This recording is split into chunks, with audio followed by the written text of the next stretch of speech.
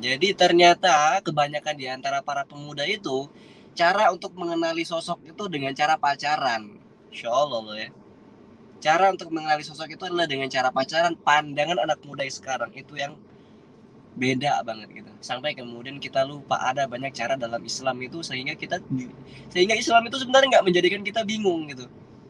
Mungkin sebagian di antara teman-teman kita atau kemarin saya pernah bahas juga di TikTok itu kan di Islam ngelarang kita namanya pacaran gitu kan, ngelarang kita tentang interaksi dengan lawan jenis.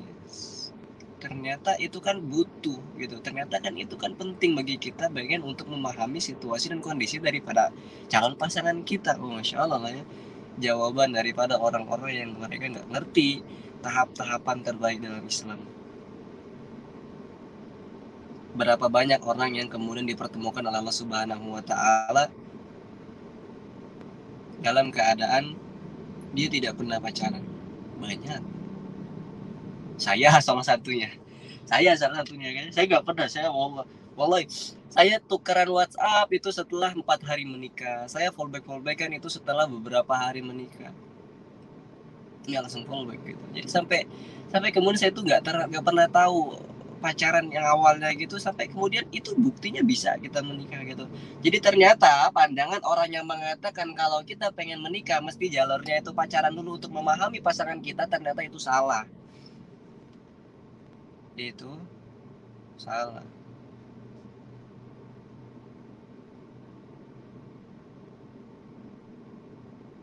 Sepi banget kalau chat daripada di Google yoi.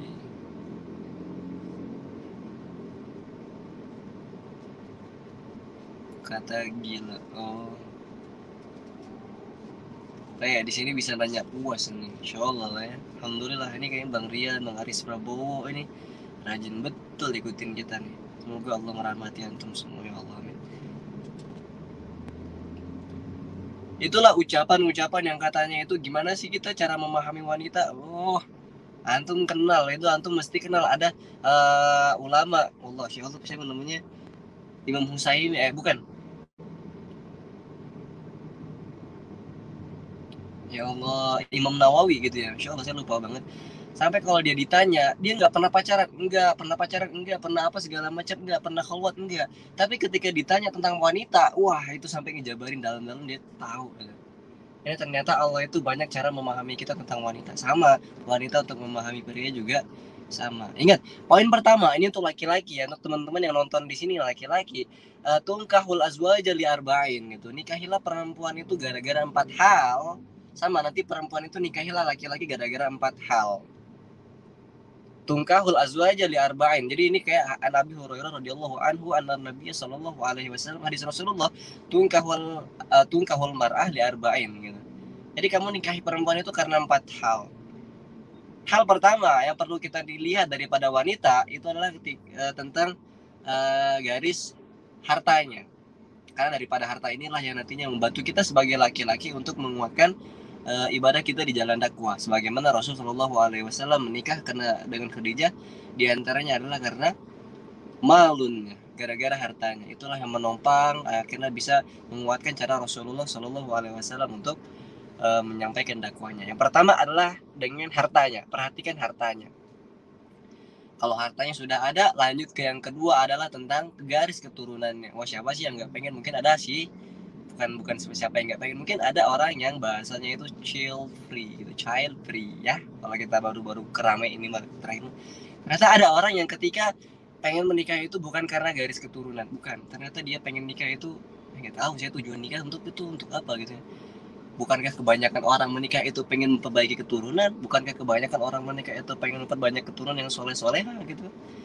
Ternyata ada orang atau manusia yang kayak dia itu setelah menikah nggak nyari keturunan. Semoga kita tidak termasuk daripada orang-orang seperti itu. Yang kedua adalah ketika kita melihat perempuan itu dari garis keturunannya.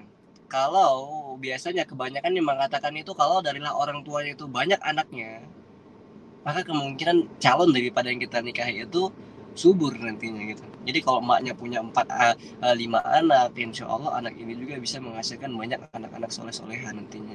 Karena dari garis keturunan juga lah yang akhirnya kita paham, oh ini anak anaknya bagus gitu, oh ini anak bukan mantan napi, oh ini anaknya bukan anak dari mereka yang pejudi gitu. Siapa sih yang nggak pengen, siapa sih yang pengen punya bapak atau punya mertua yang kayak mertuanya itu bolak-balik main judi gitu, ternyata kita nggak pengen.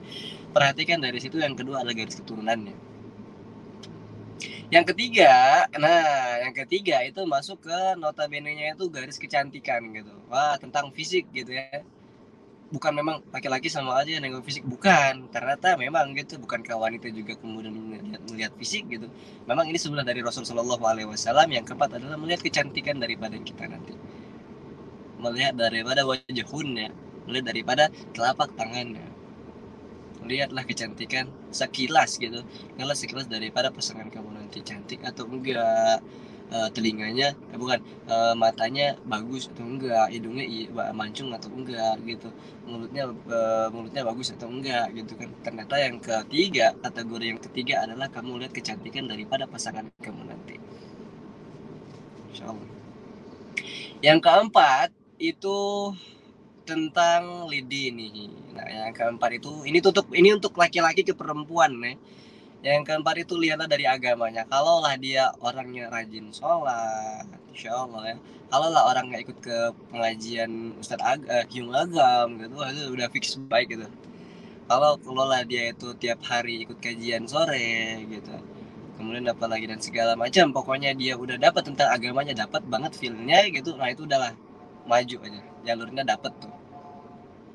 Itu yang cara laki-laki untuk mendapati perempuan. Lihat empat ini sama loh kayak perempuan itu pengen mendapatkan laki-laki atau suami soleha, itu perhatikan empat juga gitu.